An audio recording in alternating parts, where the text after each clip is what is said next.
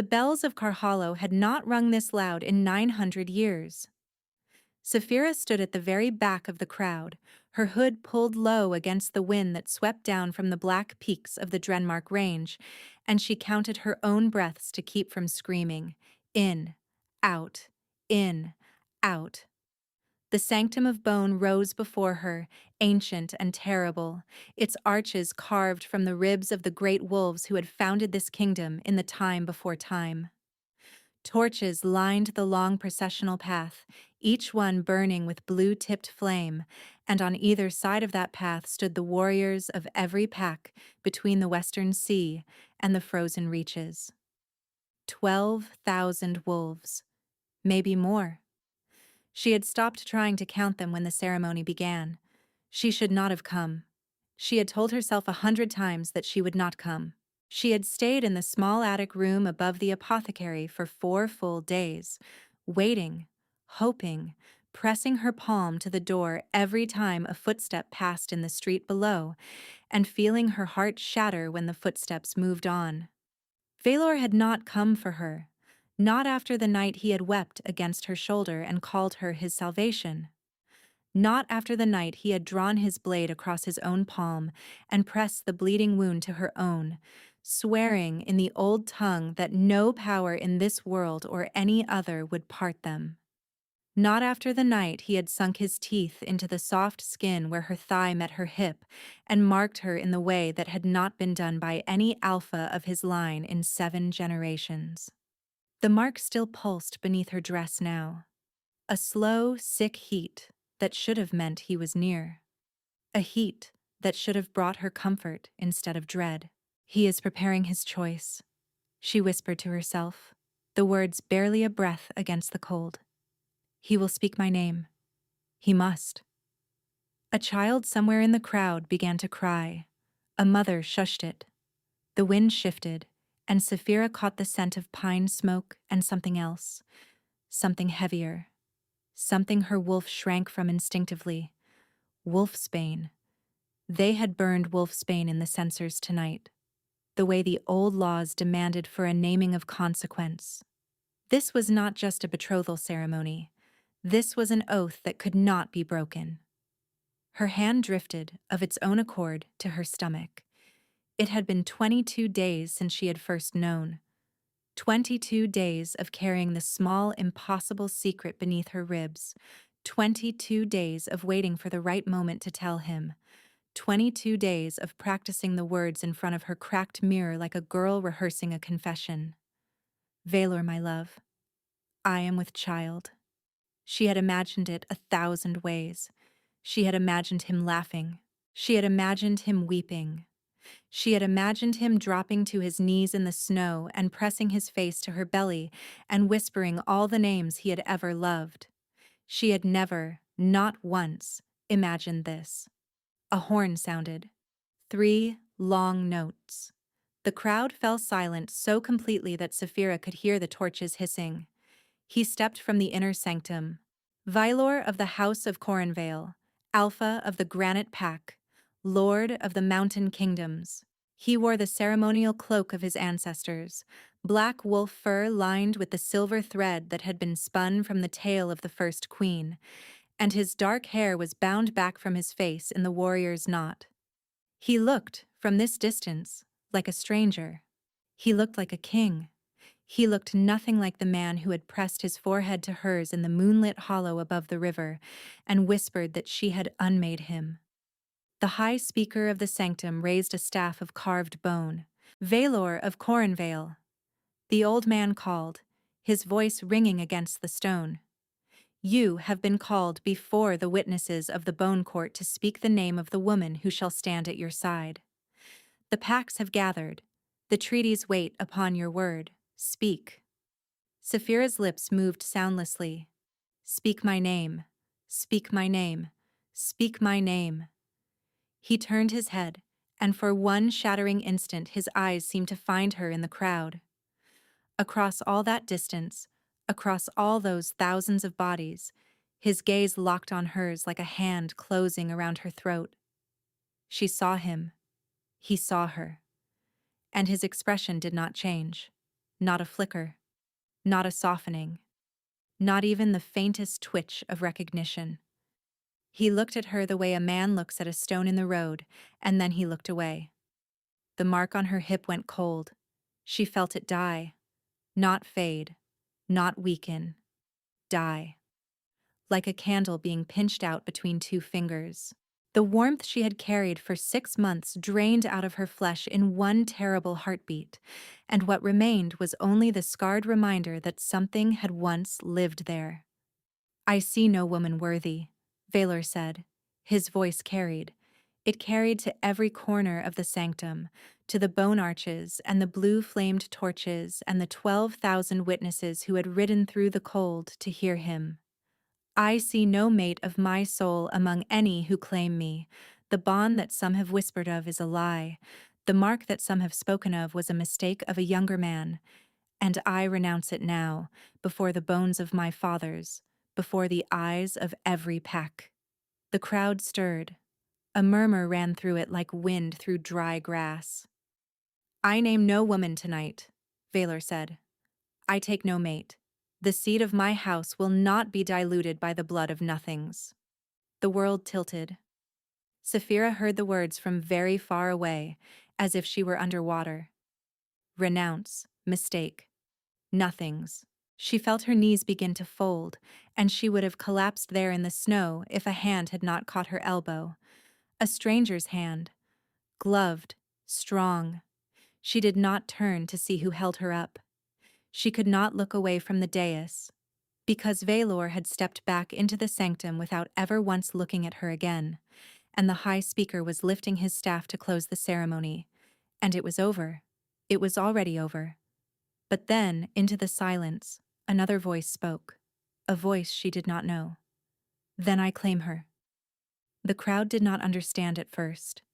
Heads turned, murmurs rose and broke like waves against rock. Saphira turned with them, slow as a sleepwalker, and looked at the man whose hand was still holding her elbow. He had thrown back his hood. He was tall, taller than Valor, she realized with a strange detached clarity, and broader through the shoulders. His hair was the color of wet ash, neither brown nor gray, cut close to his skull in the warrior's fashion of the Eastern packs. A pale scar ran from the corner of his left eye down across his cheekbone, old and well-healed. His eyes were a startling pale gold, almost yellow, and they were not looking at her. They were fixed on Valor. "I claim her," he said again, louder this time, and his voice carried across the sanctum the way Valor's had. The way an alpha's voice carries when it wants to be heard. "By the old right. Before the witnesses. Before the bones." Valor turned. For the first time that night, Saphira saw something move in his face. A muscle tightened along his jaw. His amber eyes narrowed, and the stillness that had ruled him through the entire ceremony cracked, just for a heartbeat, into something that looked almost like fear. "Corin," he said. The name went through the crowd like a stone dropped into still water. Saphira felt the ripples of it. Corin. Corin Threnvale. Corin of the Iron Reach. She had heard the name spoken in the kitchens, in the marketplaces, in the barracks. The alpha of the rival pack to the east. The man who had warred with Valor's father and outlived him. The man whose lands lay along the disputed pass and whose warriors had killed granite scouts in the deep snow only 6 winters ago. Valor's greatest enemy, standing here, holding her elbow. "You have no right to be in this sanctum, Threnvale," Valor said, and his voice was no longer hollow, it was honed. "I came under the truce of the naming," Corin answered evenly. "Every alpha was welcomed. Every alpha witnessed. You yourself signed the truce in your own hand. And under that same old law, when a marked woman is renounced before the bones, any alpha who has heard the renouncement may claim her as his own, and the renouncing alpha may not contest it without spilling the blood of his witnesses." A new murmur, sharper this time. The old laws. Few of the younger wolves knew them, but the elders did, and Saphira saw heads in the crowd nodding slowly. It was true. She could see it in Valor's face. It was true, and he had not expected this. "She is no one," Valor said, and his voice was tight. "She is not worth your breath, Threnvale. Take her if you want her. I have already cast her aside." "I see," Corin said. He turned finally and looked down at her. Saphira found she could not breathe. Up close, his pale gold eyes were not warm, but they were not cold either. They were watchful. Measuring. He was reading her face the way a scout reads the sky before a storm, and whatever he saw in her seemed to settle some private question inside him. "Will you have me, lady?" he asked. The question was so quiet that only she could hear it. She stared at him. Her mind would not move. Behind her, a child began to cry again. Above her, the blue torches guttered in the wind. Somewhere very far away, a man she had loved for 6 months was walking back into a stone sanctum without ever once turning to see if she had survived what he had done to her. "I do not know you," she whispered. "No," Corin agreed, "but I know enough of him." His eyes flicked once, briefly, toward the dais, toward Valor's retreating back. "Lady, I will not lie to you. I do not love you. I cannot. We have not spoken before this night. But if you walk out of this sanctum alone, you will not see the dawn. There are 6 knives in this crowd that I have already counted, and every one of them is meant for you. I do not know whose hand sent them, but I can see the hilts, and he has just told them, before 12,000 witnesses, that no one will avenge you." Saphira felt the cold reach a place inside her that the cold had never reached before. She turned her head. She did not want to, but she did. And she scanned the crowd and she saw it. A woman in dark gray near the western pillar with her hand resting too still beneath her cloak. A man behind the 3rd row of warriors whose eyes were on her, and not the dais. Another, and another. She had never seen them before. They were watching her the way a hawk watches a wounded thing. "Why?" she breathed. "Why would he—" "That is a question for another night," Corin said. "Tonight you must answer mine."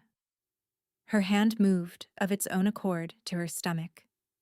His pale gold eyes followed the movement. He understood. She saw him understand. The smallest tightening at the corner of his mouth. The smallest shift in his stance, as if he had taken on a sudden weight. "Ah," he said softly. "Then there are 2 lives to save, lady. Not 1. She closed her eyes. She thought of the moonlit hollow above the river. She thought of Valor's hand in her hair. She thought of his voice in the darkness saying, "I will burn the world before I let you go." She opened her eyes. "I will have you," Saphira said. Corin did not smile. He simply nodded once, the way a soldier acknowledges an order, and then he turned to face the sanctum and raised his voice, so that all 12,000 witnesses could hear him. "By the old right and before the bones, I, Corin of Threnvale, Alpha of the Iron Reach, claim this woman as my own. Let no hand be raised against her that is not first raised against me.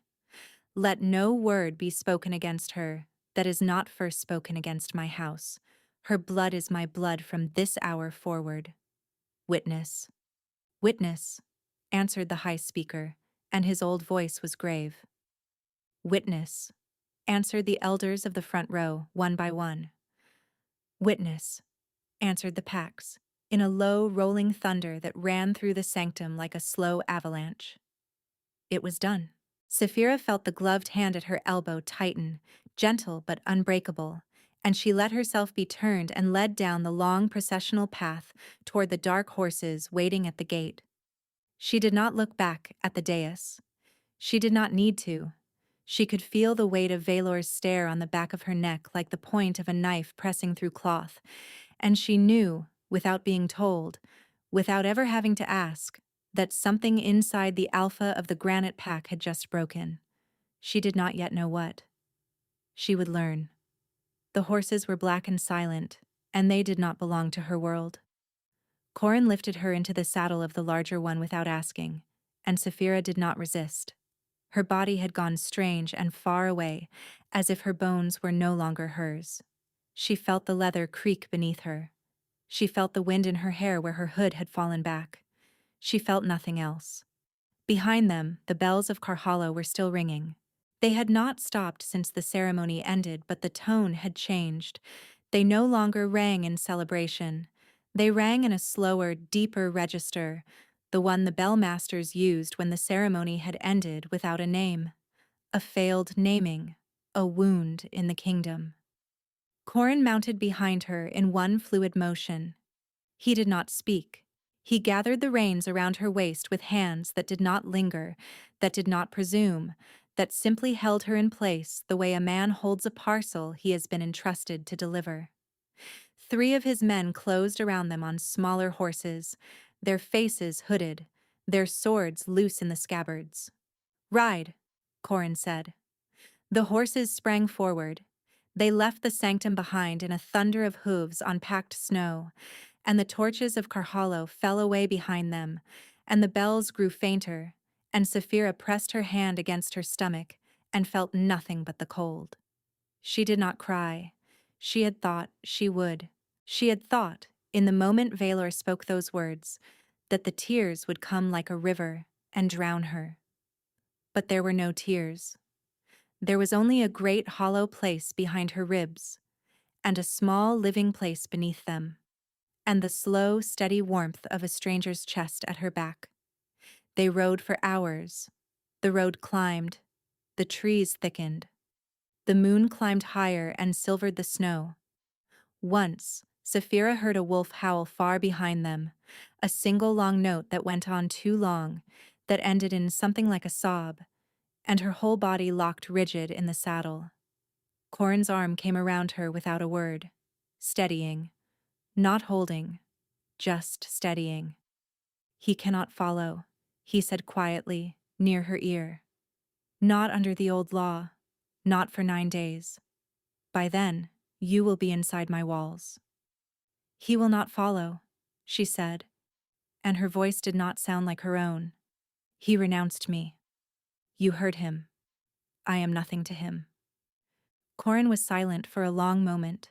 "Lady," he said at last, "I have known Valor of Corinvale since we were boys throwing stones at each other across the disputed river. I have watched him grow into the alpha he is. I have studied his face in war and in council and, in the moment he killed my elder brother in single combat over a strip of ground neither of us truly wanted." A pause. "I have never, in all those years, seen him speak a renouncement with eyes like his eyes tonight. He did not look like a man casting off a mistake. He looked like a man being made to drink poison." Saphira's breath caught.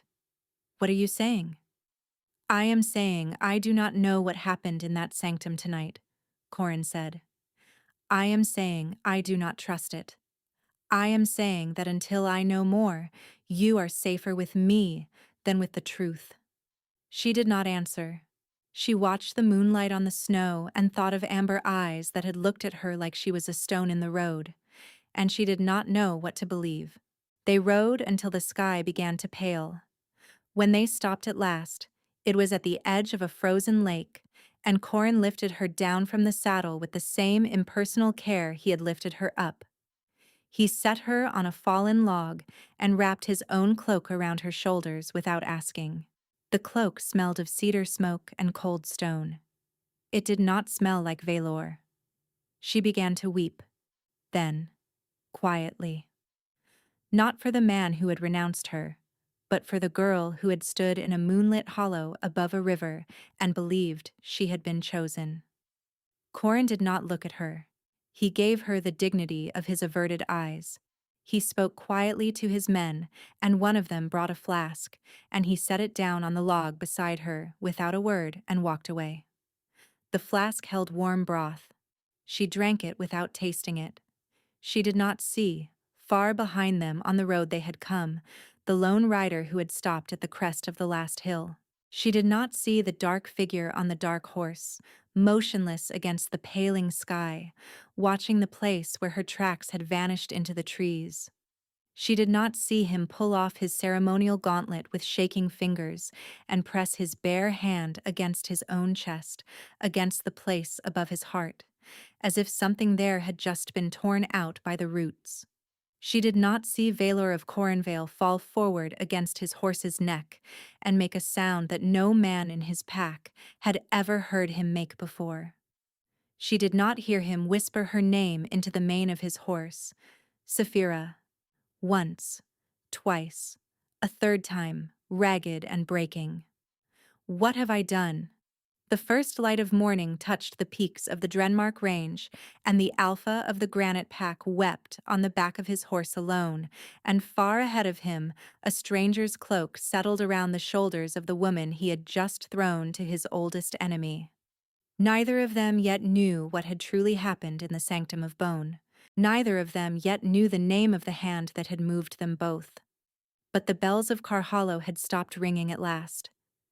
And somewhere in the deep places beneath the mountains, something very old had begun to listen. 4 months passed before Saphira allowed herself to believe she might live. The fortress of Ironreach was not what she had imagined. She had pictured the stronghold of an enemy alpha as something black and blood-soaked, a place of cold halls and watchful eyes. Instead, she found a citadel of gray stone built into the side of a mountain, its lower terraces given over to gardens that the snow had not yet reached on the day of her arrival. There were goats on the lower slopes. There were children laughing in the courtyards. There was an old woman who sold honey at the eastern gate and who had pressed a small jar into Saphira's hand on her second morning without asking who she was. Corin had given her rooms in the western wing, 3 flights up, with a window that faced the rising sun. They were not the rooms of a captive. They were not the rooms of a wife, either. They were simply hers, plain and well kept, and the door had a lock that she controlled from the inside. "You are not a prisoner here," he had said on the first night, standing in her doorway without crossing it. "You are not a possession. The claiming was a shield, lady. Nothing more. I have no intention of ever pressing it into anything else." She had nodded without speaking. She had not yet trusted her voice. He had bowed his head and closed the door, and she had stood in the middle of the unfamiliar room and felt the silence settle over her like a second cloak. In the weeks that followed, she came to understand that he had meant what he said. He did not visit her chambers. He did not summon her to his. He sent a thin, sharp-eyed woman named Branwy to attend her, an older healer of his pack, who asked no questions and offered no opinions. He provided her with clothes that fit, with food she could keep down, with books she had not known she missed. Once a week, he requested her presence at the long table for the evening meal, and she sat at the far end and ate in silence while his captain spoke around her, and he did not look at her more than was courteous. He treated her, she realized slowly, the way a man treats a wounded animal he has carried in from the cold, with patience, with distance, with the quiet expectation that, in time, she might choose to come closer to the fire on her own. She did not come closer. Not yet. But she stopped flinching when his shadow passed her door. Her body changed in those 4 months in ways she had not expected. She had thought, after the first dizziness of the early weeks, that the worst was past. She was wrong. By the 3rd month, her belly had rounded into a curve. She could no longer hide beneath loose dresses, and Branwy began to look at her sidelong while measuring herbs. "You are large for the time," the old healer said one morning, kneeling to press her warm hands against Saphira's stomach. "Larger than you should be? What does that mean?" "It means," Branwy said carefully, "that you are perhaps carrying more than one child." Saphira sat very still on the edge of the bed and felt the world tilt. Twins. She had not allowed herself to think the word, though her body had been whispering it for weeks. The kicks that came from 2 places at once. the strange double flutter she had felt one night when she had laid her hand over her ribs in the dark. Is that? She could not finish.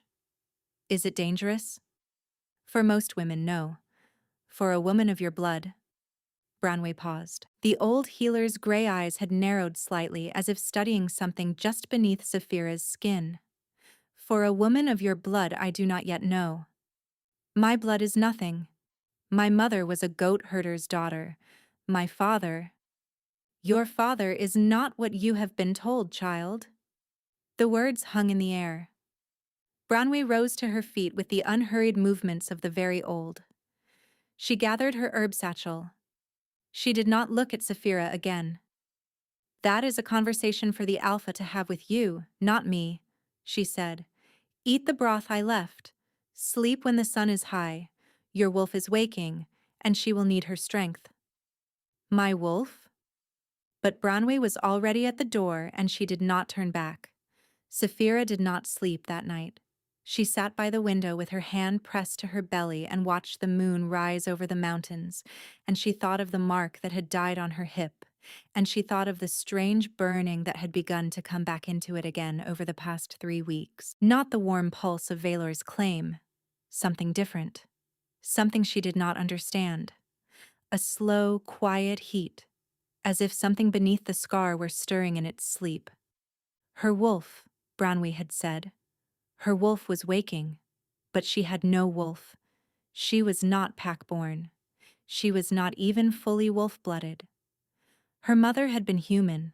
Her father had vanished before her first winter, and her mother had told her only that he had been a quiet man with eyes the color of river stones. There was no wolf in her. There never had been. That was why she had been a servant, why she had been beneath the notice of Valor's house, why she had been the kind of nothing he could renounce before 12,000 witnesses without paying any price at all. Wasn't it? Her hand drifted, of its own accord, to the scar on her hip. It was warm beneath her fingers, not Vyler's warmth, hers. Across the courtyards below, a single torch burned on the parapet of the eastern tower. She could see a man's silhouette against it. Tall, broad through the shoulders. He stood unmoving, and although she could not see his face, she knew the line of him by now. Corin did not sleep either. He had not slept, she realized, on any of the nights she had risen to look out at the courtyard. He was always there, watching the road, watching the dark, watching for what was coming. The trader came up the mountain road in the first week of the 5th month, and he brought stories. Saphira heard them by accident. She had taken to walking in the lower gardens in the late afternoons, when the kitchen women came out to gather rosemary and the children of the household came out to chase the geese. The walks were Brownway's idea. She said the babies needed sun. She said Saphira needed it more. That afternoon, she had paused near the stone wall that separated the herb garden from the lower courtyard, and she had heard voices on the other side, and she had stopped walking because one of the voices was saying a name she knew. Not the same man, I tell you. I have served wine in his hall since he was a boy, and the man who sits in that chair now is not Valor of Corinvale.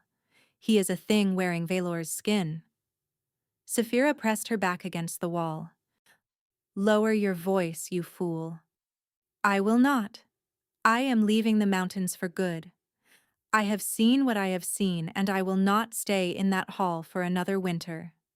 The Alpha does not eat. He does not sleep. He sits in his chair before the fire, and he does not move for hours.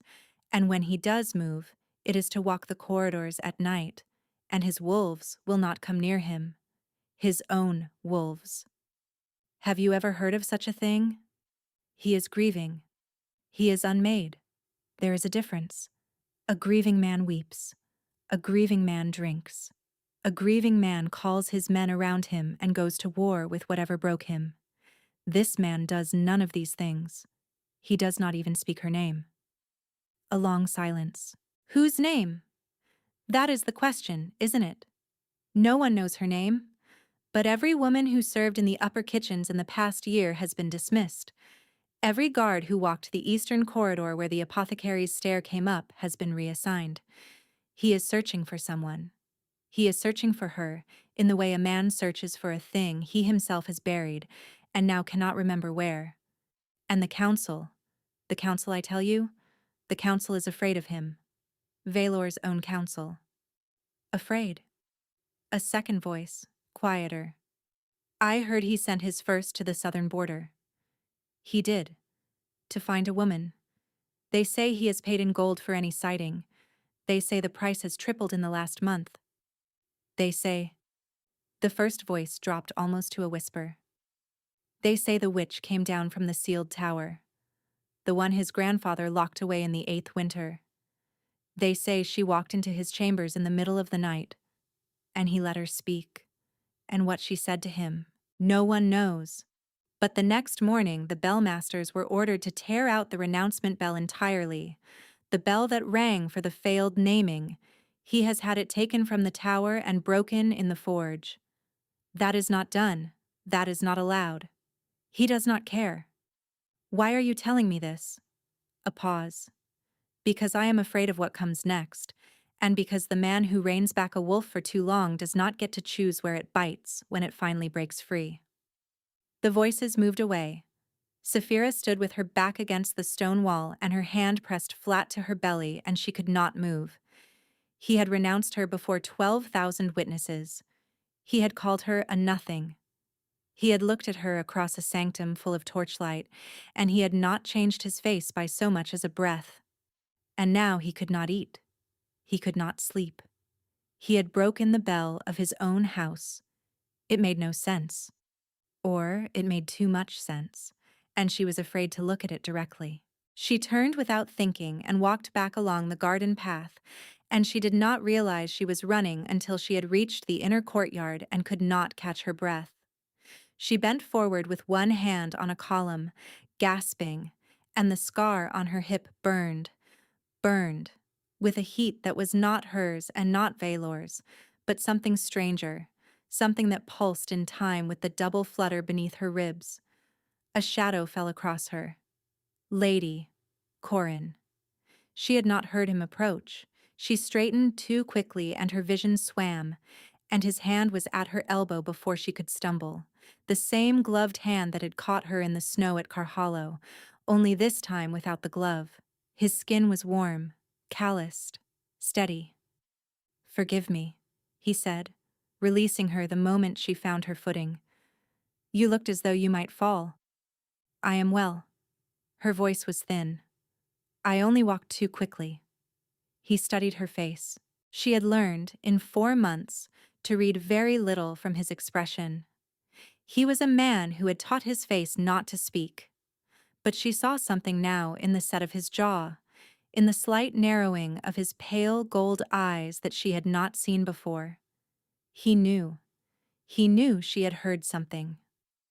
Walk with me, Corin said. It was not a request. Neither was it an order.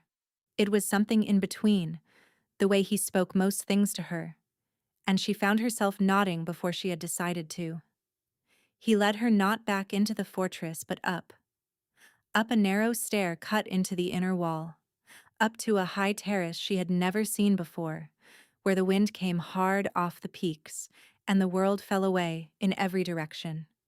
He did not speak until they were at the parapet. Below them, the mountains rolled away toward the east in waves of gray and white, and very far in the distance, almost at the edge of seeing, she could make out the dark line of another range, the Drenmark Range, Valor's mountains. I have not lied to you, lady, Corin said quietly, his eyes on the distant peaks. But I have not told you everything either. There are things I have kept from you because you were not ready. Because grief is its own knife, and a person cannot be cut by 2 at once. She waited. Branwy came to me this morning, he said. She told me what she has seen in you. She told me what is waking.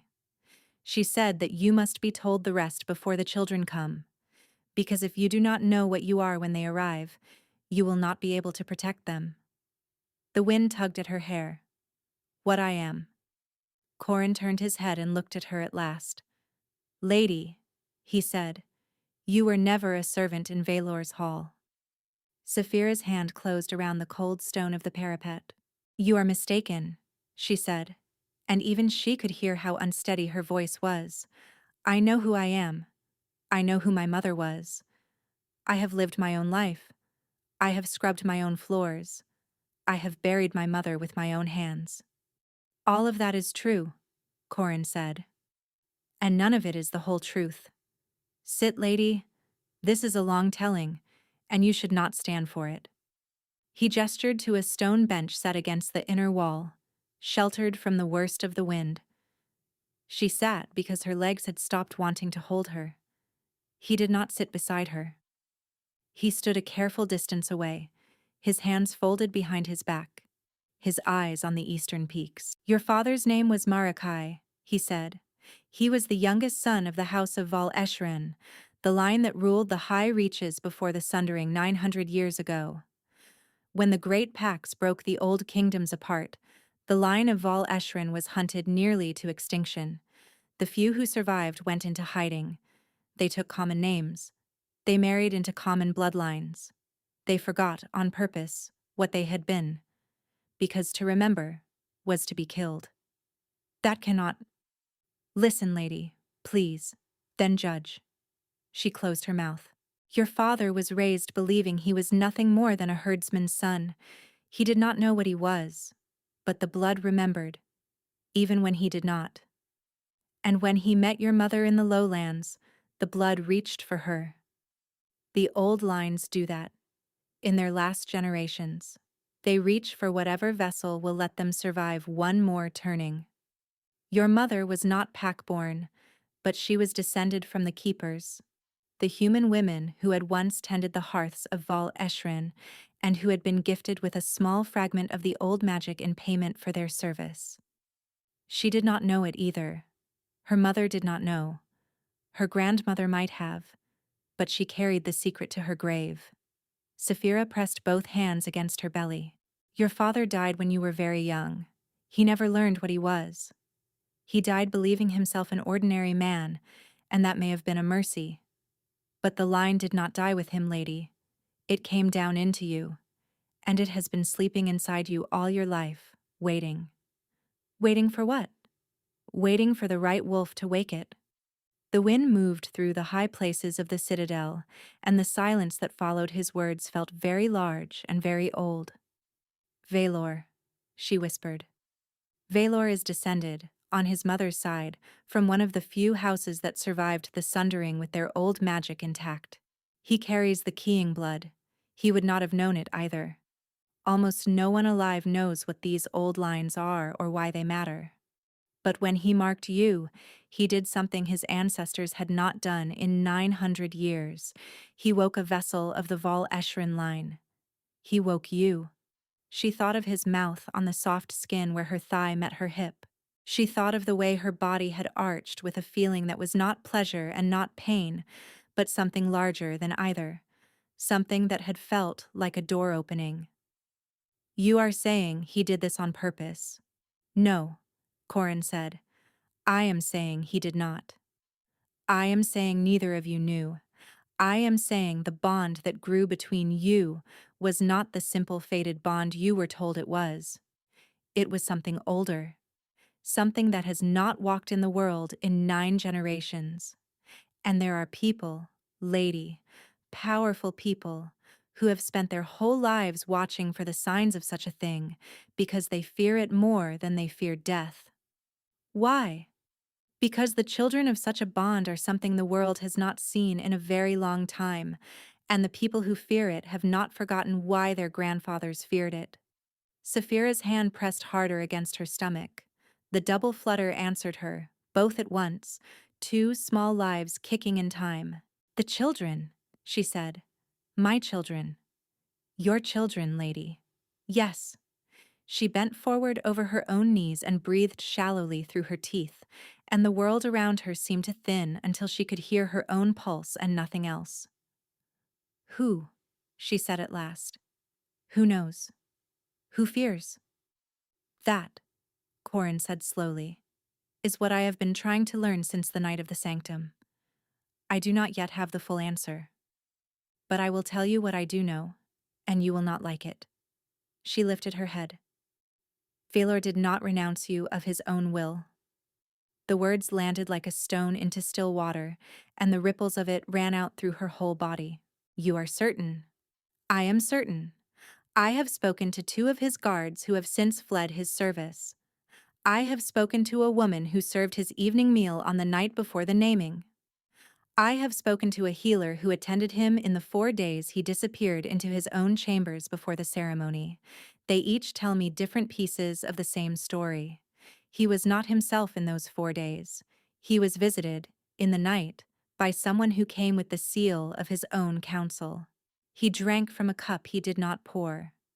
And when he walked into that sanctum, he walked the way a man walks, who is being pulled by a string he cannot see. Then he... Her voice broke. Then he loved me. Still, he loved me in that moment. He loved you in that moment. Yes. And the counsel? Was not the counsel, or not all of it. The hand that moved him is older and quieter than any counsel, and it has more reach than a single house. It is a thing that has been moving in the dark for a long time, lady. And it noticed you the moment Valor put his teeth in your skin. Saphira sat very still. There is more, she said. There is more. Tell me. Corin's pale gold eyes met hers, and for the first time since she had known him, she saw something almost like apology in them. I claimed you in the sanctum, he said quietly, for one reason. I knew the knives were in the crowd. I knew you would not survive the hour without a shield. That is true. But it is not the whole truth, lady, and you deserve the whole truth now. She waited. My mother, he said, was the last living daughter of the house of Vol Eschrin. The world stopped. My father took her in when she was a child fleeing the burning of the last sanctuary. He raised her as his own. He married her when she was grown. She died bringing me into the world, and she made him swear with her last breath that if ever in his life he heard of another of her line still breathing, he would protect them with everything he had, because her line was almost gone, and the children of it were the only thing left in the world that could hold what was coming. He drew a slow breath. I came to that sanctum, lady, because 3 nights before the naming, an old woman in my own house woke from a dream, and came to my door and told me that the last daughter of Vol Eschrin was about to be killed in front of 12,000 witnesses. She had seen it. She had seen you. And I did not know it was you until the moment Valor turned his head and looked at you across the crowd and pretended not to. Saphira could not speak. I am your kin, lady, Corin said. Distant, distant kin. The last living strand of your father's blood besides yourself. That is why I claimed you. Not as a wife, not as a possession, as the only one left who could stand between you and what is hunting you. The wind rose against the parapet. Far below, in the lower courtyard, a goat bell rang. Saphira lifted her face into the wind and felt the tears come at last. The tears that had not come on the night Valor renounced her. The tears that had not come on the long ride through the snow. The tears that had been waiting 4 months for a reason large enough to call them out. My children, she whispered. What are my children, Corin? He looked at her with something that was not quite pity, and was not quite hope, and was something older than either. They are the first thing the dark has feared in 900 years, lady, he said, and it is coming for them, and we have very little time. A horn sounded then, faint and far, from the eastern watchtower of the citadel. 3 short notes, then 3 again. Corin's whole body went still. What is that? Saphira asked. It is the call we have not heard in 20 years, he said quietly. It means riders on the eastern road. Many riders. Coming fast. He turned to her, and his pale gold eyes had gone very bright. They are here, lady. The horn sounded again, 3 notes and 3 notes, and this time Saphira heard another sound beneath it. The faint, distant ring of bells in the lower town, the kind that called the women and children inside and bolted the doors. Corin was already moving.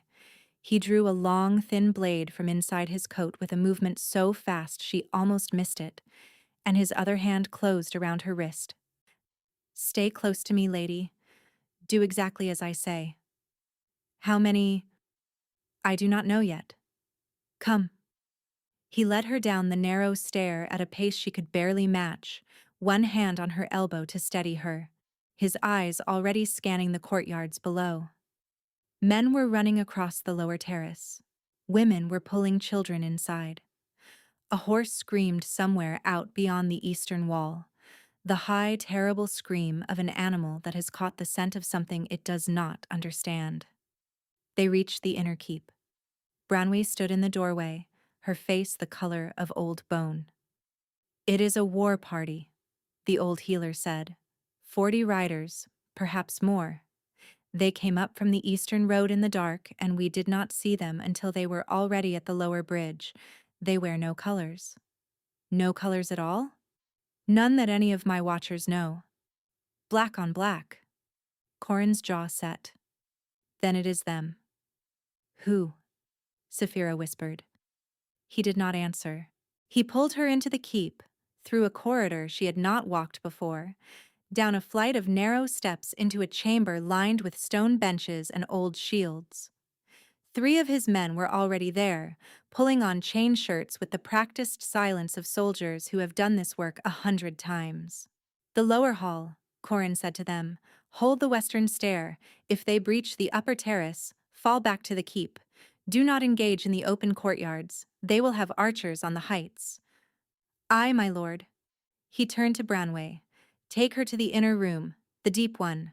Bar the door from the inside.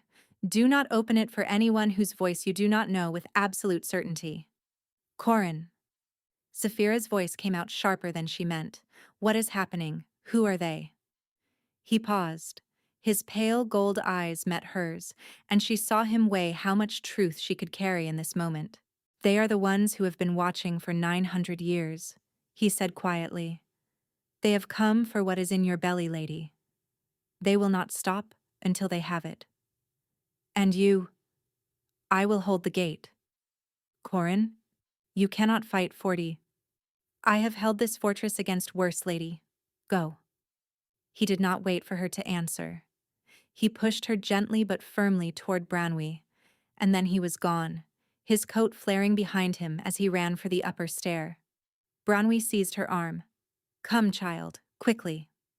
The inner room was 3 flights down, deep beneath the keep, a small windowless chamber with walls so thick the cold could not reach through them.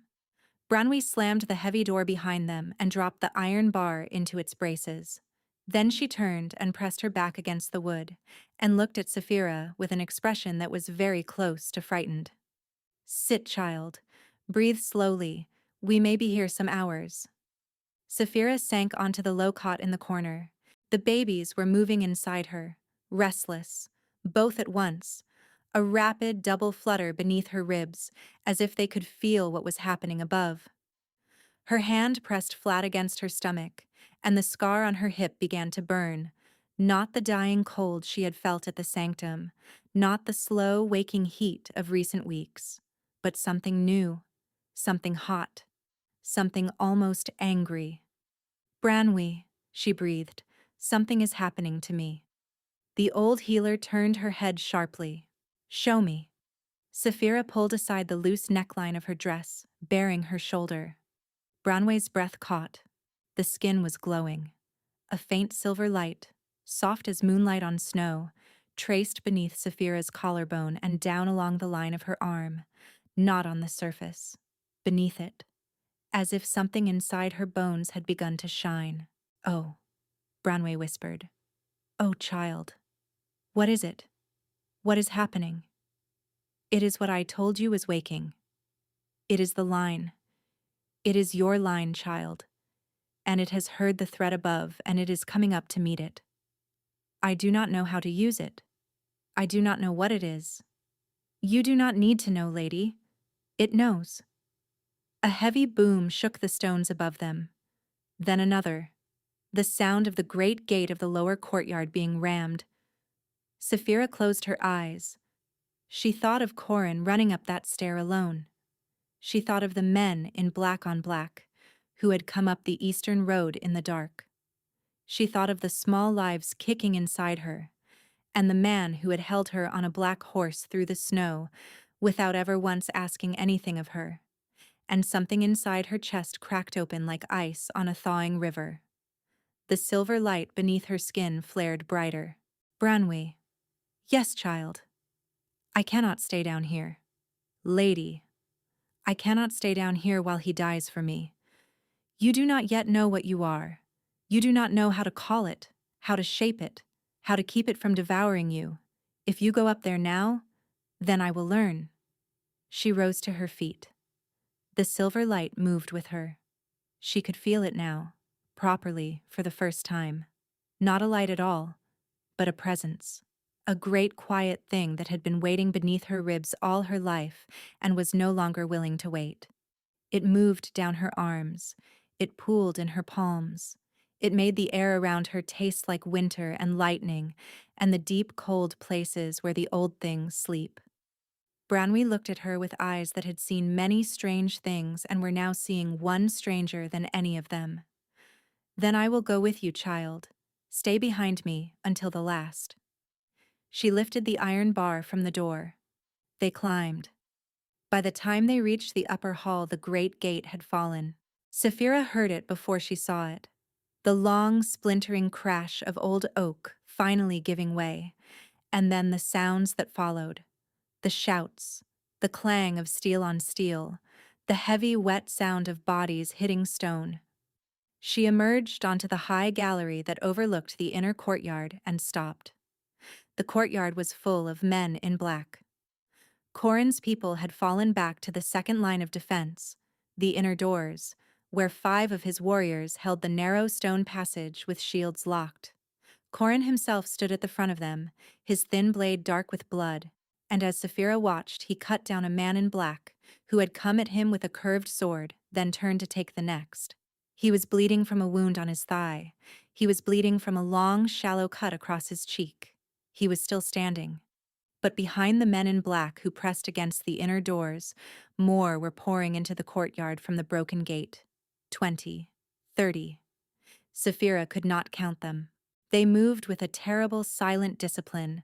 No war cries, no banners, only the pale, anonymous masks they wore over the lower halves of their faces. And at the back, sitting calmly on a black horse in the center of the courtyard, was a man in a long gray coat who was not fighting at all, who was simply watching, who lifted his head, slowly, and looked up at the high gallery as if he had felt her coming. His face was uncovered. He was old, older than anyone she had ever seen. His eyes were the color of river stones. He smiled at her, and something inside Saphira recognized him, not his face. She had never seen his face, but something deeper, something in the blood, something in the line that had been waking inside her for weeks, and now lifted its head at the sight of him and snarled. He had killed her father. She did not know how she knew this. She knew it. The silver light burst out of her in a single soundless wave. It rolled down the courtyard like a sheet of water. The men in black who stood closest to the gallery fell to their knees, their pale masks tearing themselves loose from their faces. The man on the black horse did not fall, but his horse reared and shrieked, and his smile twisted into something that was almost surprise. Corin turned at the front of the line and saw her. His pale gold eyes went very wide. "Saphira," he said, and it was the first time he had ever spoken her name, and the word was full of something she had not known he was capable of feeling. Wonder. She lifted her hands. The silver light gathered between them. She did not yet know what she was. She did not yet know what she could do. But the line inside her knew, and the line inside her had been waiting 900 years for this moment, and the line inside her was ready. The man on the black horse turned his mount toward the broken gate. He was running. The oldest creature in the courtyard, and he was running. She let the light go. It struck the courtyard like a great quiet hand, and the men in black who had been closest to the inner doors flew backward as if a wind had taken them. Those who could rise turned and ran. Those who could not lay where they had fallen, breathing but stunned, their weapons fallen from senseless fingers. The gray-coated man cleared the gate at a gallop. He looked back, once, over his shoulder. His river-stone eyes met hers across the ruined courtyard, and there was no smile in them now. Only a recognition. Only a promise. "I will come back for them," his eyes said. And then he was gone. The silver light drained out of her, all at once, and Saphira's knees buckled. She did not feel herself fall. She felt only that someone caught her before she hit the stone, and that the someone was already running, already carrying her, already speaking her name into her hair in a voice that was rough with relief and fear, and something else she did not have the strength to name. Corin's voice. "I have you, lady. I have you. Stay with me. Stay with me." She tried to answer. She could not. The last thing she saw before the dark closed over her was the high arch of the inner doors passing above them, and beyond it the long corridor she had walked 100 times, and at the far end of that corridor a figure standing very still in a traveler's cloak, a figure that should not have been there, a figure with amber eyes that were fixed on Corin's bloodied face, with an expression she had no time to read before the world went away. Valor. He had come. She woke in her own bed. For a long moment she did not remember. There was only the sense of warmth, of a fire burning low in the hearth, of someone breathing quietly nearby. Then her hand drifted to her belly, and she felt the double flutter answer her, and she remembered everything at once. She opened her eyes. Corin sat in the chair beside the bed. His coat had been thrown over the back of it. His shirt was clean, but she could see the bandage wrapped tight around his thigh beneath his trousers, and there was a thin line of stitches along his cheekbone that had not been there yesterday. He was asleep, or pretending to be. His head rested against the high back of the chair, and his hands lay folded across his stomach in the careful way of a man who has trained himself to rest without ever fully letting go. By the door, against the far wall, stood another man. He had not sat down. He had not moved, perhaps, for hours. He stood with his back against the wall and his arms crossed over his chest and his amber eyes on her face. And when he saw that she had opened her own eyes, he did not speak. He just waited. Saphira looked at Valor of Corinvale across the small, bright space of her chamber, and she did not know what she felt. That was the strangest part. She had lived for 5 months on the simple architecture of one thought. He renounced me. He threw me away. He is the wound at the center of my life. And now that thought was wrong. The man Corin had told her about on the high parapet was not the man who had renounced her. The man who had renounced her was a puppet of older hands, and the man before her now had ridden through whatever storm had broken him to come find her. She could see the storm on him still. He had lost weight.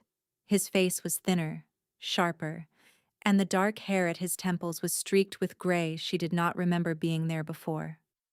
He looked like a man who had walked a long way through cold country. He looked, she thought, like a man who had been dying. Corin opened his eyes. He had not been asleep. She had thought as much. "You are awake, lady," he said quietly. "How long have you been listening?" "Only a moment." He nodded. He rose, slowly, favoring his wounded leg, and he moved to the foot of the bed. He did not look at Valor. He looked at her.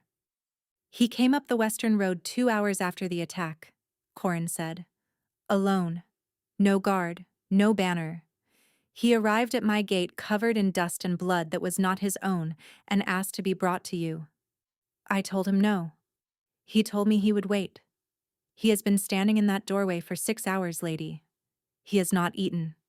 He has not sat. He has not spoken since he asked your name. Saphira closed her eyes. How is he here? She whispered. He says he felt you, Corin said. He says when the silver light went out of you in the courtyard, something in him knew. He says he has been riding for 3 days. He does not know how he is alive. Neither do I. She opened her eyes again. Valor had not moved from the wall. His amber eyes were on her, and they were not the empty eyes of the sanctum. They were not the carved stone eyes of the dais. They were the eyes she had known in a moonlit hollow above a river, and they were full of every word he had not been allowed to say. Leave us, she said. She did not know which of them she was speaking to. Corin understood. He always understood. She was learning. He inclined his head once, a small grave gesture, and he did not look at Valor as he passed him on his way out the door. He did not speak. He simply went. The door closed. She and Valor were alone. For a long moment neither of them moved. Then Valor crossed the room. He did not run. He did not stride. He moved the way a man moves toward something he is afraid will vanish if he reaches it too quickly. And when he came to the side of her bed, he sank to his knees on the rug beside it the way a man sinks to his knees in a holy place. He did not touch her. His hands trembled at his sides. Saphira, he said. It was the first time since the night above the river that he had spoken her name. She did not answer. She could not yet. There was a thing inside her chest that was moving very fast, and she did not yet know whether it was love or grief or rage, and she did not want to speak until she did. Forgive me, he said. No, do not. I have no right to ask. I have come here to tell you the truth. Then you will tell me to go, and I will go. And I will never come within sight of you again. That is what I have come for. To say the words. Once. To your face. His voice cracked on the last word. Speak them then. He lifted his hands as if he meant to take hers, and then he saw what he was doing and dropped them again. I did not renounce you, he said. I want to say it like that, plainly, before I say anything else. I did not renounce you, Saphira. I have never renounced you. I have loved you every hour of every day since the first afternoon I saw you in the lower kitchen, and you did not bow to me because you did not yet know who I was. She closed her eyes. The kitchen, the bowl of broth she had been carrying, the way he had stepped aside for her without speaking, and how she had thought, only afterward, that man's eyes were strange. 3 nights before the naming, my second came to my chamber with a cup.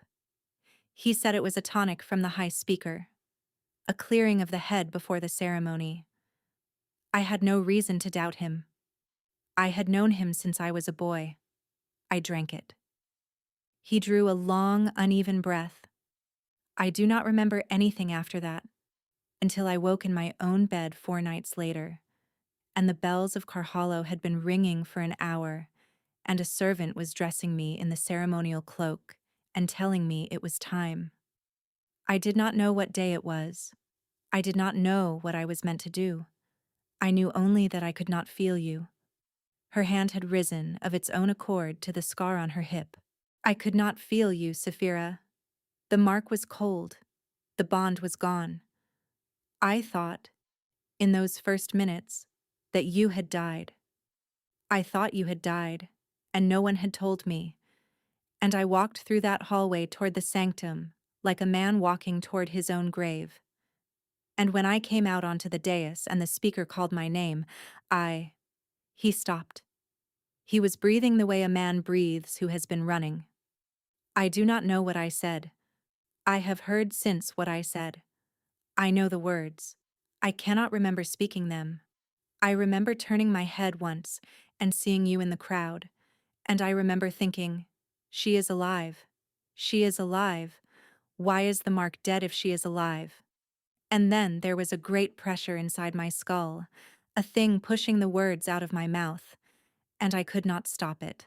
I could not stop it, Saphira. I tried. The tears came without warning. They fell down her face into the pillow, and she did not lift her hand to wipe them. They drugged you, she said. They did more than drug me. There was a thing in me, a hand inside my hand. I do not know what it was. I know only that when I woke from it, 3 days later, in my own bed, the first thing I knew was that you were gone.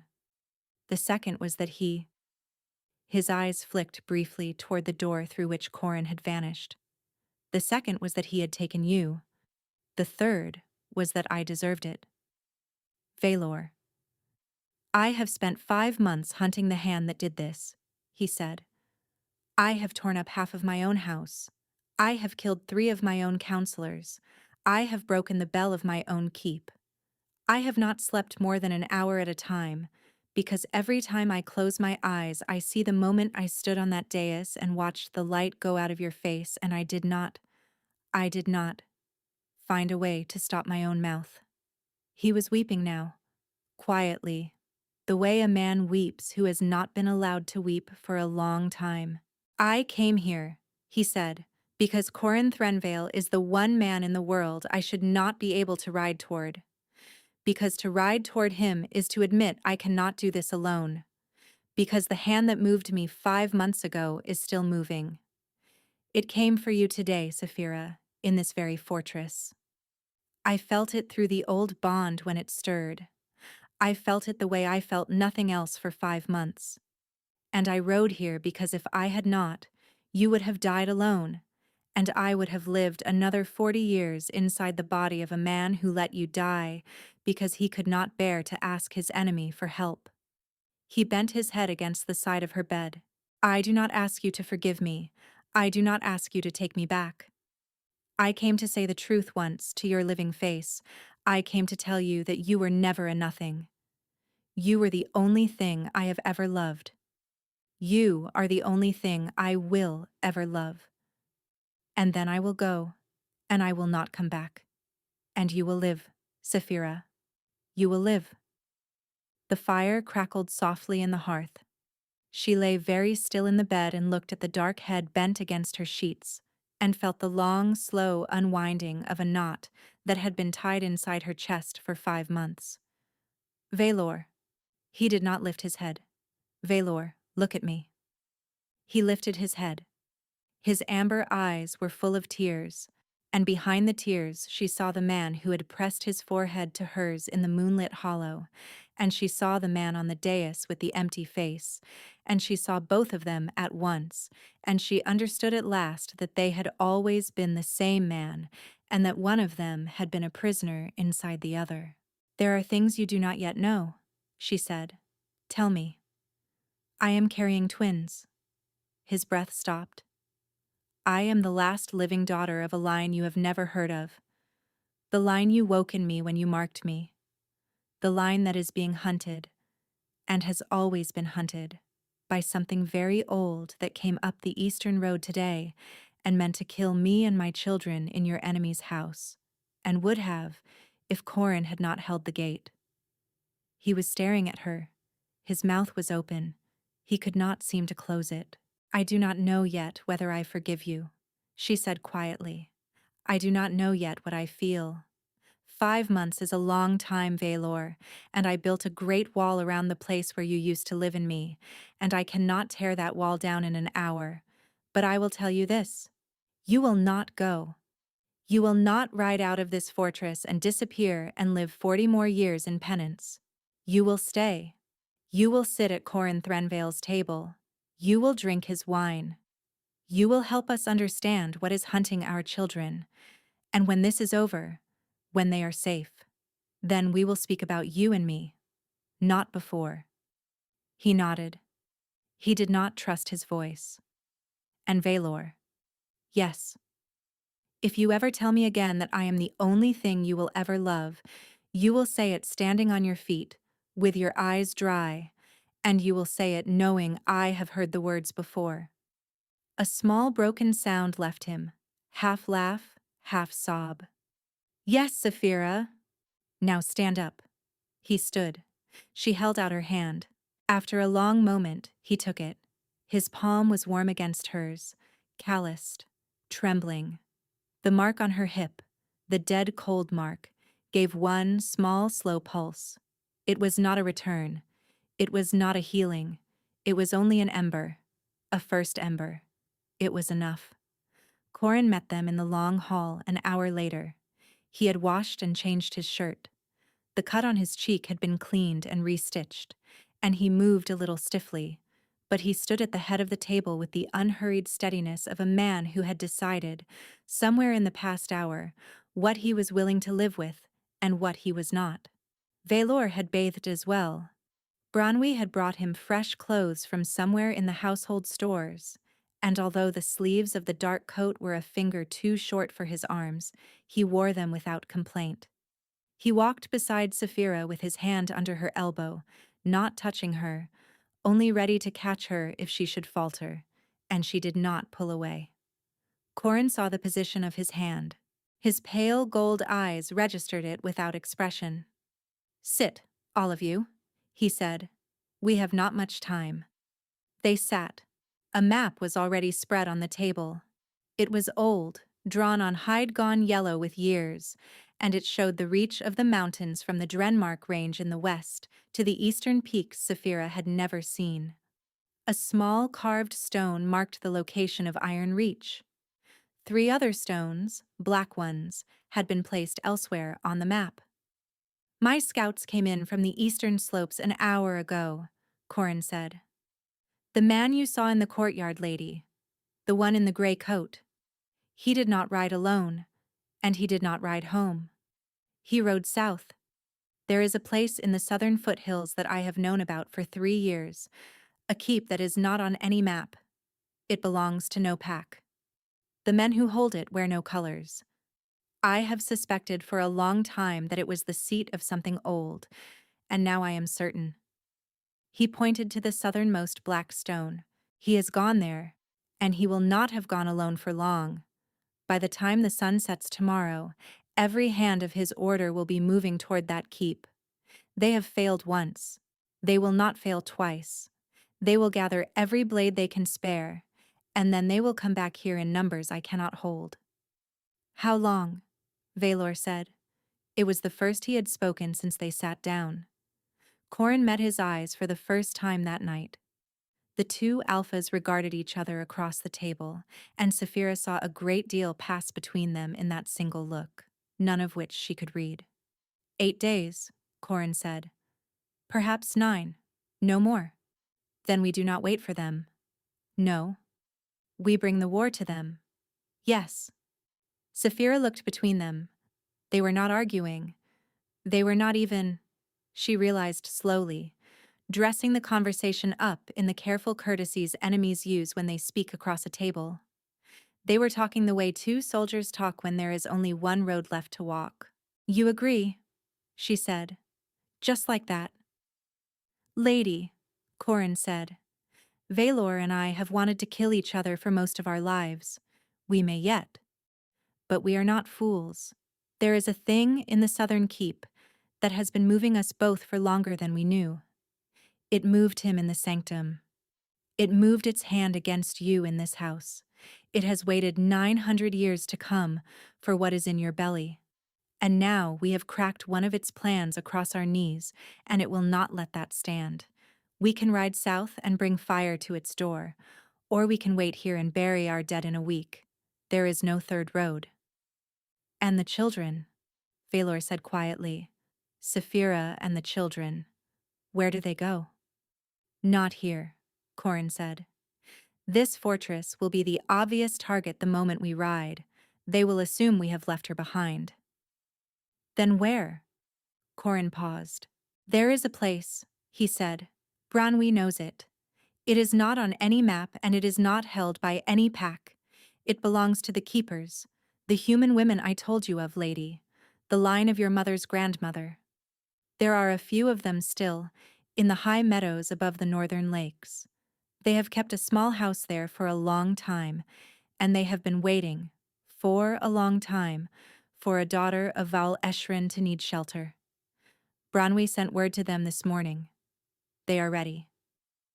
You are sending me away. I am sending you somewhere your children can be born alive. She set her hand flat on the table. The silver light was not in her now. She had spent it all in the courtyard, and she could feel the empty place where it had been, a tiredness that went deeper than her bones. But the place inside her where the line lived was awake, fully awake now, and it was listening. And while I am there, she said, the two of you will ride south. Yes. To a keep neither of you has ever been inside. Yes. Held by a man who has lived 900 years. A silence. Yes, Valor said. I do not like this plan. Neither do we, lady, Corin said. You will both die. Perhaps, he said. But we will die with our hands closed around his throat, and the order he leads will be 3 alphas and 400 warriors poorer for the day. And you will live, and your children will live. And the line will live. And the dark will have to begin its hunt all over again, with whatever it has left, which will not be enough. That is the trade we are making, Saphira. She lowered her face into her hands. She did not weep. There was no time for weeping. But she pressed her palms hard against her eyes and let herself feel, for one long moment, the great unfair weight of what they were asking her to do. When she lowered her hands, both men were watching her. "Ha, I will go to the keepers," she said. "I will go because the children must live. But hear me, both of you. You will not die in that keep. You will not. You will go. You will burn what is to be burned.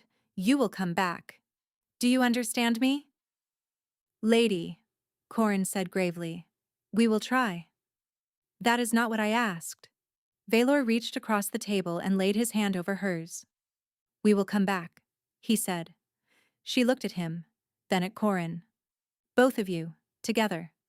Both of us, together." She nodded. She did not yet believe them, but she let it stand. Outside, the wind had risen against the high windows of the fortress, and the sound of it in the eaves was the sound of something gathering itself for a long ride. The fire in the hearth burned low. 3 days later, before dawn, 2 columns of riders left Iron Reach by separate gates. The first rode south in silence, 2 alphas at its head, 400 warriors at their backs. The second rode north along a track that did not appear on any map, 20 riders strong, with an old healer and a pregnant woman at its center. Neither column looked back at the other. The mountains swallowed them both. The house of the keepers was smaller than Saphira had imagined. It stood in a hollow between 2 ridges, and it had been built into the side of one of them, so that half of it was stone, and half of it was the mountain itself. There were no walls around it, no watchtowers, no gate. Only a low wooden door set into the rock face, and a stream that ran past it, and 3 goats grazing on the slope above. Branwy led her down to the door on foot. The riders had been left behind at the head of the valley with orders not to approach. Corin had been clear. The house of the keepers was protected by older means than walls, and any man who set foot inside the hollow uninvited would not walk out again. Even Corin's own warriors did not go closer than the ridge. The door opened before Saphira reached it. A woman stood in the doorway. She was perhaps 60, perhaps older, perhaps younger. Her face was hard to read in the way the very old or the very young can be hard to read. Her hair was the color of polished iron, bound at the nape of her neck with a strip of leather, and her eyes were exactly the color of Saphira's own. The woman did not speak. She simply stepped aside. Saphira walked into the house of the keepers, and the door closed behind her, and the air inside was warm and smelled of bread and dried lavender and something else, something underneath, something that made the line in her bones lift its head and grow very still. "You are home, child," the woman said. It was a long time before Saphira could answer. She did not know how many days passed in that house. There was no clock. There were no calendars. She slept when she was tired and ate when she was hungry, and the woman with the iron hair, whose name was Mireth, taught her things the line had been waiting to be taught for 900 years. How to call the silver light, how to send it, how to hold it, how to bind it to a thing or a place so that it would burn long after she had walked away. The babies grew. Marith pressed her hands to Saphira's belly each morning and listened, the way a woman listens to two musicians tuning their instruments behind a closed door. "One of them is a boy," Marith said one morning. "A quiet one. He will be the carrier. He will not burn brightly, but he will hold the line steady through whatever comes after you. The other one is a girl. She is not quiet. She will be what the dark has feared all these years, child. You should know that now, before she comes. She is a great deal of why they are coming." Saphira pressed both hands against her stomach. "How long do I have? Before the birth? Some weeks? Before the news comes from the south? I do not know. Only listen. They will return. Both of them. Or one of them. Or neither. The line does not promise. That is not a comfort. I am not a comfort, child. I am a teacher. The comforts are elsewhere." The news, when it came on a clear, cold morning at the end of the 3rd week. A horn sounded once at the head of the valley, the recognition note Corin had agreed upon with his men, and Marith set down the bread she was kneading and turned her face toward the door without rising. "Go up to the ridge, child. Marith, go." She went. She climbed the slope with her hand on her belly and her breath short, and when she came over the rise of the ridge, she stopped. A single rider sat on a black horse on the path below. The horse was lathered with sweat. The rider's coat was torn at the shoulder and dark with old blood. His pale gold eyes lifted to find her on the ridge, and even at that distance she saw that they were ringed with exhaustion that went deeper than days. Corin. Alone. She did not remember running down the slope. She remembered only that her knees almost failed her 3 times, and that he was off his horse before she reached him, and that his arms came around her as she struck him, and that he held her up against his chest, while she made a sound that was not quite weeping, and not quite anything else. "Where is he?" she said into his coat. "Where is he, Corin?" His hand was in her hair. "He is alive." She went still. "He is alive, Saphira. He is wounded. He is in a healer's tent 2 days behind me. He sent me ahead because the rider had to be one of us, and his leg will not yet bear him. I did not want to leave him. He made me. He said you would not believe a messenger." "Tell me everything," he told her, standing there on the path with his arms still loosely around her, his voice rough and worn with the riding and the long telling. The keep had been worse than they had imagined. The gray-coated man had been waiting for them, the way a spider waits in a web that has been built for one kind of fly and one only. There had been a battle inside the keep that had lasted a day and a night. They had lost 120 warriors. Valor had taken a sword through the meat of his thigh, a wound that had nearly killed him, and Corin himself had taken a blade across the ribs that he showed her by lifting the edge of his coat. A long red wound, badly stitched, still angry. But they had killed the gray-coated man. "It was Valor who did it," Corin said. "I was on the ground, I could not rise. The old man had a knife to my throat, and he was speaking to me in a language I did not know, and he was telling me, in that language, what he was going to do to your children when he had them. I understood every word. I do not know how." And then Valor came up the stair behind him with his sword in both hands, and he took the old man's head off in one stroke. "Then it is over, lady." "No." She looked up at him. The old man was not the dark, Saphira. He was a hand. The greatest hand the dark has had in 900 years, the hand that has been moving most of its plans.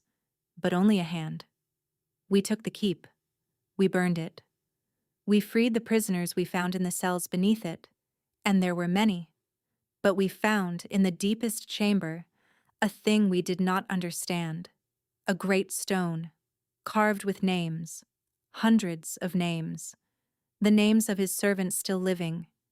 He had marked them all into the stone, every hand he had ever placed in this world, and the stone is intact, Sapphira.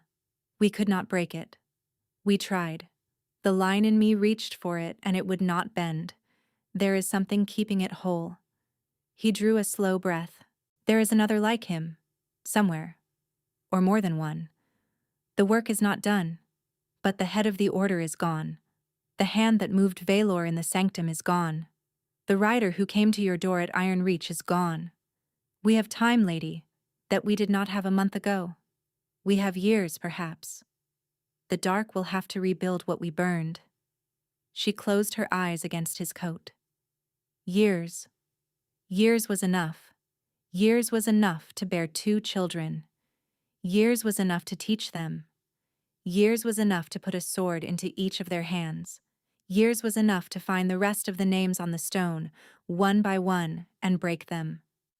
Take me to him, she said. Lady, you are not yet. Take me to him, Corin. I will not bear these children without him beside me. Not now. Not after this. He looked at her for a long moment. Then he nodded. 2 days' ride. Slow. We will go slowly. As fast as the babies will let us. No slower. He almost smiled. The corner of his mouth twitched. It was the closest she had ever seen him come to it. As you say, lady. Valor was sitting up when she came through the canvas of the healer's tent. He was pale. He had lost more weight. The bandage around his thigh was thick, and another wound had opened along his collarbone that she had not been told about. But his amber eyes were clear, and the moment he saw her standing in the entrance of the tent, he tried to rise. Valor, do not... He rose anyway. He swayed. She crossed the tent in 3 strides and caught him by the elbows before his leg could buckle, and they stood there for a moment, leaning against each other, neither of them quite trusting their balance. You came, he said. Of course I came. I told him not to bring you. He did not bring me. I came. A small breath of laughter. He bent his forehead to hers, very carefully, as if he was afraid of breaking something between them. And they stood like that for a long time without speaking. The wall she had built around him in those 5 months had not come down all at once. She had thought, when she walked into the tent, that she would still feel it. She did not. It had been crumbling for weeks. It had been crumbling since the night he had knelt beside her bed and wept against her sheets. And now, with him standing thin and bleeding under her hands, it was simply gone. Marry me, he said quietly. She lifted her head. Now? Tonight. Here. With the healer as witness and Corin as witness, and the men of 2 packs outside the tent. Before the children come, before anything else can move against us. I want it done, Sapphira. I want it spoken before old laws and new ones. I want every dark thing in the world to know the bond was never broken. I want it sealed. Valor, I am not asking you to forget. I am asking you to begin. She thought about it for the length of one slow breath. Yes, she said.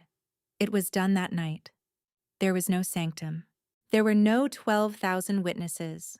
There was only a small canvas tent in the lee of a southern slope, and a healer who held the binding cup, and an old captain of the Iron Reach who served as second witness, and Corin Threnvale standing at the foot of the cot with his pale gold eyes very steady and his hand resting on the hilt of his sword in the old gesture of guard.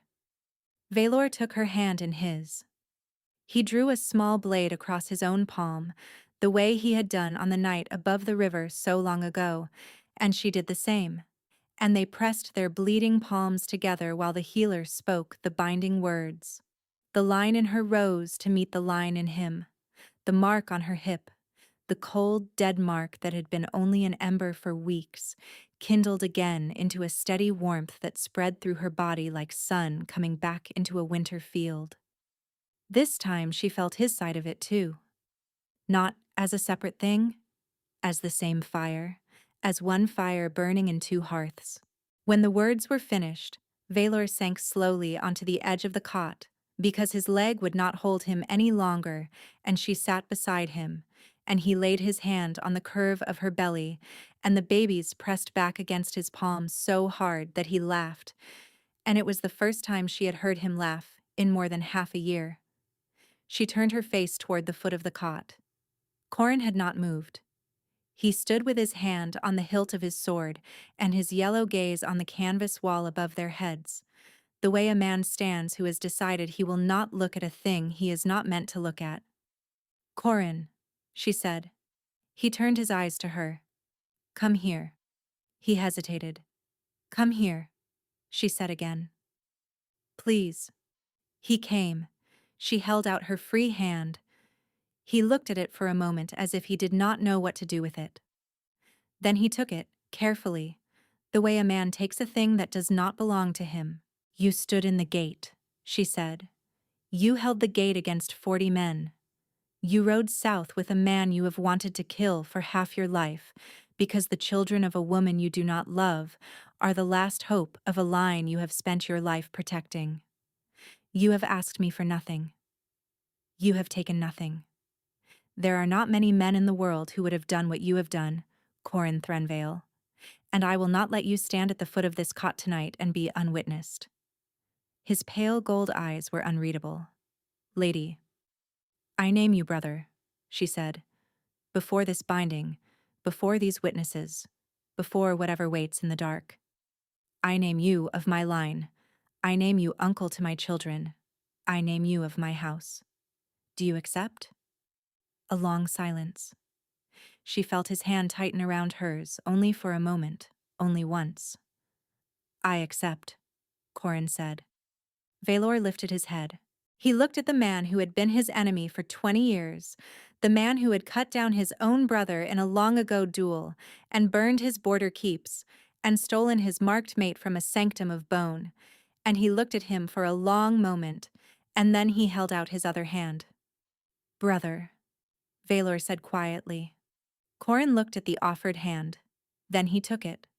The three of them sat that way for a moment. The healer of the tent lowered her face into her sleeve and turned away to give them privacy. Outside, the wind moved across the southern slopes and sounded almost like distant bells.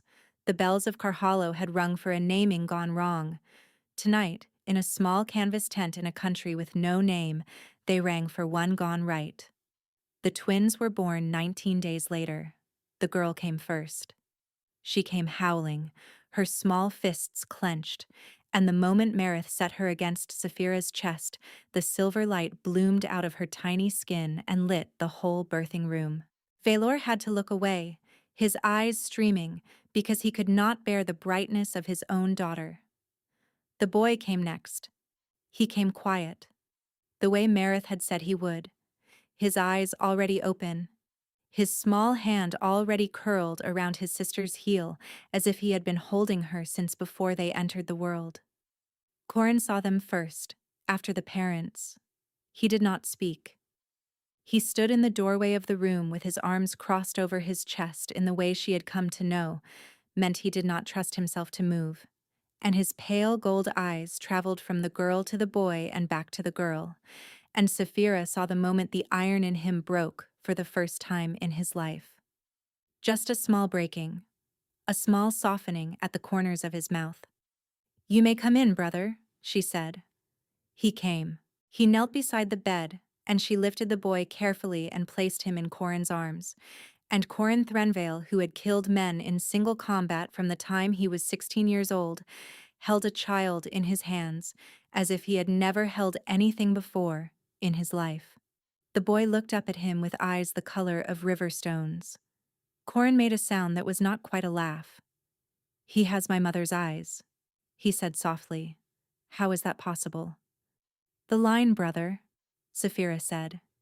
"It chooses what it remembers." Valor watched from his side of the bed with the girl tucked against his shoulder.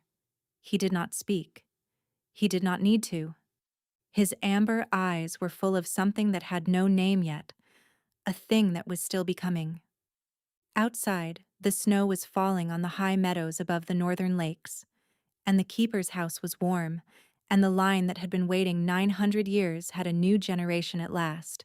3 years later, in the late summer of a peaceful season, two riders came up the road to a small stone hold at the edge of the northern lakes. The hold did not appear on the maps that the great packs used. It had been built quickly in the second year by men of both granite and iron reach, who had laid down the old enmity and laid down their stones together. A long house, 3 towers, a low wall, a chapel without a name. It was not the seat of any kingdom. The kingdoms went on as they had always gone on, with their councils and their treaties and their quiet rivalries. Valor still ruled in Cornvale. Corin still held the eastern reaches. The two great packs still watched each other across the disputed pass, as they had for centuries.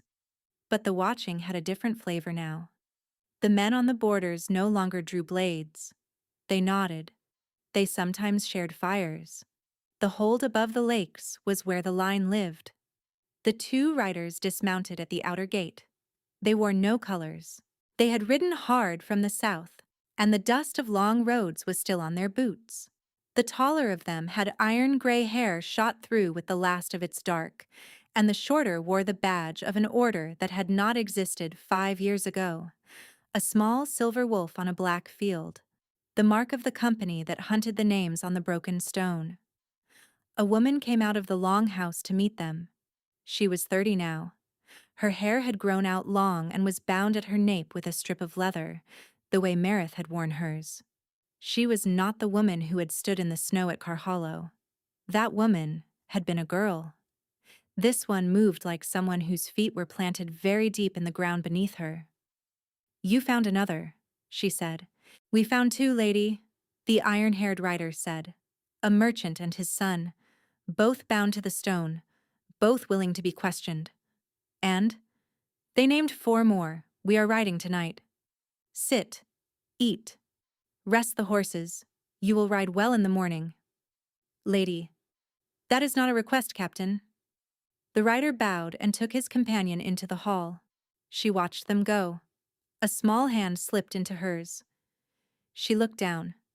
Her daughter had come up beside her without a sound, the way her daughter always did. The girl was 3.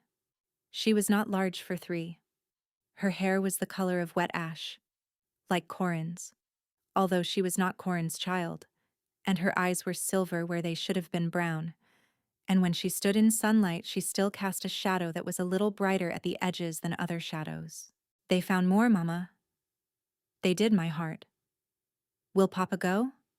"No, Papa rides south next week. Uncle Corin rides tonight." The girl considered this with the great seriousness of a small child considering an important matter. "Tell Uncle Corin to come back." "I will." "Tell him I said so." "I will tell him exactly that."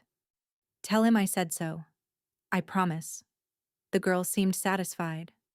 She let go of her mother's hand and ran off toward the lower garden, where her brother was sitting very quietly under an apple tree, the way her brother always did, watching her run with the patient attention of a boy who has decided his job is to know where she is. Saphira watched her go. She felt a hand settle against the small of her back. She did not need to turn to know whose. "2 more riders just came in," she said. "I saw. Corin will want to ride tonight." "I know." "Valor?" "Yes. My heart." "Will it ever end?" He was quiet for a long moment. "It will end the way long things end, Saphira. Not all at once. We will not be the ones who finish it. Our children, perhaps. Or theirs. The stone had hundreds of names. We have crossed off 73. We will cross off more. 73 is a great deal." "It is, and it is not enough." "No." She turned then into the curve of his arm. He had not aged much. The gray in his hair had grown a little wider at the temples, but his amber eyes were the same, and the small permanent line of grief that had carved itself into the corner of his mouth in the months after the sanctum had not faded, but it had softened. It had become the shape of a man who had been broken once, and rebuilt himself around what had broken him, and was the stronger for it. "I love you," she said. "I know," he said. "Say it back." "I will say it standing on my feet, with my eyes dry, and knowing you have heard it before." He smiled, small and crooked. "I love you, Saphira. Every hour, every day. Until the line outlives me, and then a long time after." She rested her forehead against his shoulder. In the distance, on the road below the hold, a third rider was just visible against the late afternoon sun. He came alone, as he always came, on a tall black horse, and the silver wolf on his coat caught the light. Corin had returned. Their daughter saw him first. She let out a sound that was not quite a word and ran for him with the boundless, single-minded velocity of a small child who has waited 3 weeks for one specific person, and Corin swung down off his horse just in time to catch her against his chest, and he stood there in the road with his iron arms full of his niece and his face pressed against her ash-colored hair, and Saphira watched it from the door of the long house with her husband's arm around her, and she thought that this was what they had been fighting for. Not a kingdom, not a throne, not even a peace. A small hold on the edge of the northern lakes, where a man could set his enemy's daughter on his shoulders without fear. That was the bond they had made, and it would last. It would last. Thank you so much for listening, and I hope this story stayed with you. May the dark in your own life break against the light in your line, and may you find the people who would hold the gate for you long enough for you to learn who you are. Until next time.